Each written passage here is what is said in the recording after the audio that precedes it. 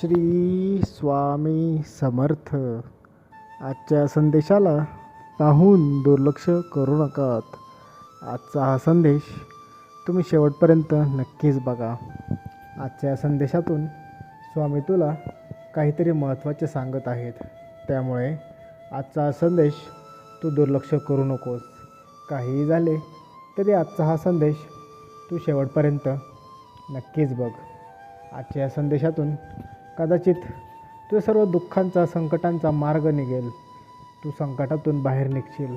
त्यामुळे आजच्या या संदेशाला तू पाहून दुर्लक्ष करू नकोस.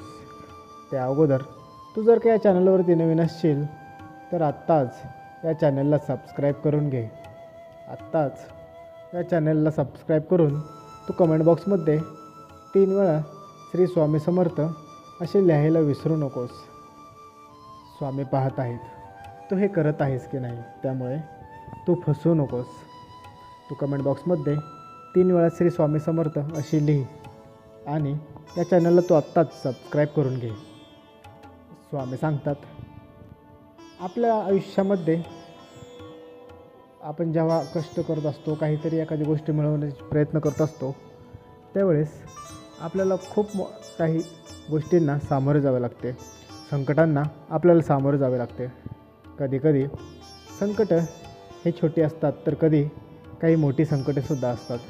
आपल्याला संकटांना सामोरे जाऊनच पुढे जायचे असते.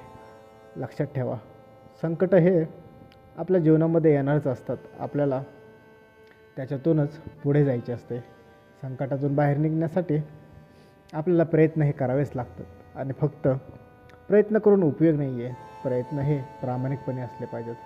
लक्षात ठेवा, तुम्हाला जेवढे आत्ता संकट अडथळे तुमच्या मार्गामध्ये येत असतील, भविष्यामध्ये तुमच्या जीवनाचा प्रवास तेवढा सुखकर व शांततेचा असणार आहे.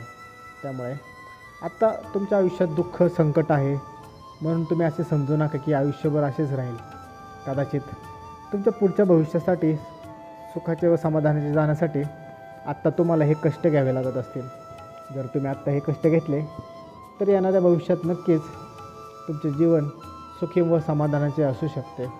त्यामुळे नेहमी लक्षात ठेवा, संकटांना कधीही घाबरू नका.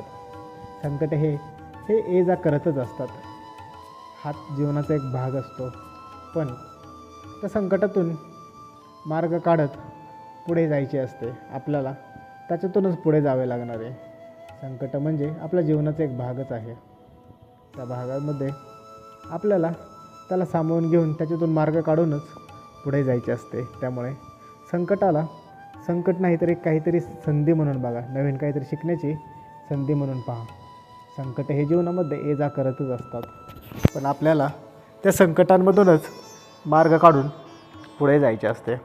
त्यामुळे नेहमी लक्षात ठेवा, संकट हे आपल्या जीवनात ये जा करणारच आहेत. त्यामुळे त्याला तुम्ही घाबरू नका. त्याच्यातून मार्ग हा निघणारच असतो. तुम्ही फक्त तुमचे प्रयत्न करत चाला. स्वामी सांगतात, आपल्या जीवनामध्ये आपण कोणत्या व्यक्तीसोबत बसतो उठतो, कोणाची संगत आहे याला फार महत्त्व आहे. आपण भविष्यामध्ये काय घडणार आहोत याची चाहूल आपण आपल्या संगतीसोबतच लावू शकतो. लक्षात ठेवा, आपल्या संगतीचा आपल्या जीवनावरती, आपल्या वागणुकीवरती, आपल्या कृतीवरती फार परिणाम होत असतो. आपण ज्या व्यक्तीच्या संगतीत आहोत त्या व्यक्तीसोबत राहून काही दिवसांनी आपण त्या व्यक्तीसारखा विचार करू लागतो. त्यानंतरनं आपण त्या व्यक्तीसारखे बोलू लागतो, वागू लागतो, कृती करू लागतो. त्यामुळे आपण कोणाच्या संगतीत आहोत याला फार महत्त्व आहे. आपण कोणाची संगत करत आहोत याला फार महत्त्व आहे. त्यामुळे संगत खूप महत्त्वाची आहे. एखाद्याशी संगत करताना नेहमी विचार करूनच संगत करा. एखाद्या व्यक्तीसोबत तुम्ही संगत ठेवल्यानंतरनं त्या व्यक्तीसोबत तुमची प्रगती होईल का अधोगती हे तुम्हाला कळले पाहिजे. लक्षात ठेवा, ज्या व्यक्तीच्या संगतीने तुमच्या ज्ञानामध्ये भर पडेल, तुमची प्रगती होईल, अशी संगत कधीही चांगली ना की ज्या व्यक्तीच्या संगतीत राहून तुमचे नुकसानच होणार आहे. ते कोणतेही का असाना, पण आर्थिक असो किंवा ज्ञानिक असो, पण ते नुकसानच आहे. अशा व्यक्तींना ओळखून तुम्ही स्वतःला त्यांच्यापासून दूर ठेवा. अशा व्यक्ती हे तुमच्या प्रगतीसाठी खूप घातक असतात. अशा व्यक्तींपासून दूर राहायला शिका. लक्षात ठेवा, असे व्यक्ती हे स्वतः काही करत नाहीत, पण तुम्ही जर का काय करायला घेतले तर तुम्हालाही ते त्यामध्ये अडथळे आणू लागतात. तुम्हाला त्याच्याविषयी, त्या कामाविषयी निगेटिव्हिटी दाखवतात. अशाने तुम्हीसुद्धा ते काम करण्याची इच्छा तुमच्या मनामध्ये होत नाही. त्यामुळे नेहमी लक्षात ठेवा, संगत ही खूप महत्त्वाची गोष्ट आहे. आपण कुठल्या व्यक्तीसोबत आहोत, कोणासोबत बसतो, याच्यात आपल्या संगतीचा फार मोठा परिणाम असतो. त्यामुळे संगत हे नेहमी अशा व्यक्तींसोबतच करा की ज्या व्यक्तींच्यासोबत राहून त्यांच्या सहवासातून तुमचे ज्ञान हे वाढतच जाईल, तुमची प्रगतीच होईल. ना की त्या व्यक्तींसोबत की ज्यांच्यासोबत राहून तुमची अधोगती होईल, तुम्हाला चुकीची व्यसनं लागू शकतील. अशा व्यक्तींपासून तुम्ही लांब राहिलेले कधीही बरे.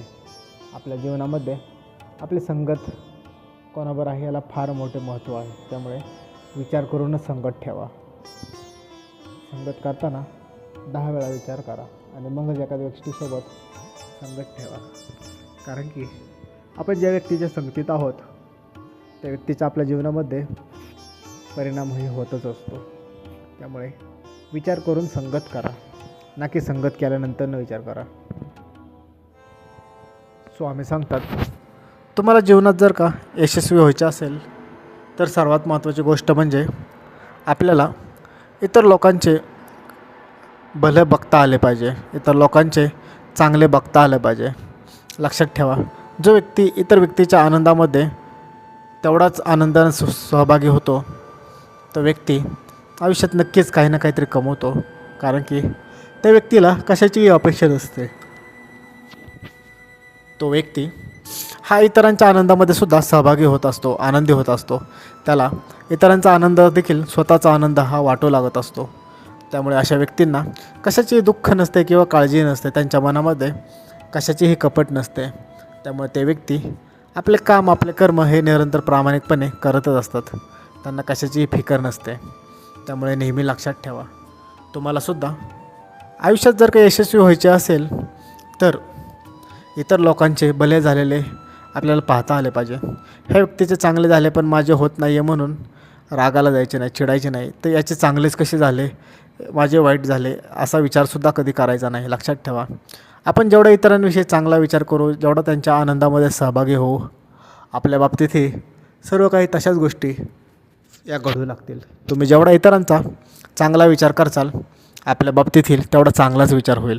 देव देखील तुमच्या बाबतीत तसा चांगलाच विचार करेल. पण जेवढा तुम्ही इतरांविषयी वाईट विचार करचाल, वाईट भावना ठेवचाल, तुमचा विषय देखील नेहमी वाईटच गोष्टी घडतील. त्यामुळे आपण जसा विचार करतो, जसं बोलतो, जशी कृती करतो, आपल्या बाबतीत अगदी तशीच घडते.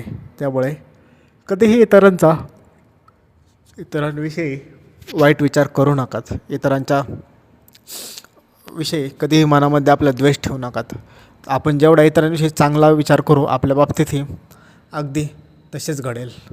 श्री स्वामी समर्थ.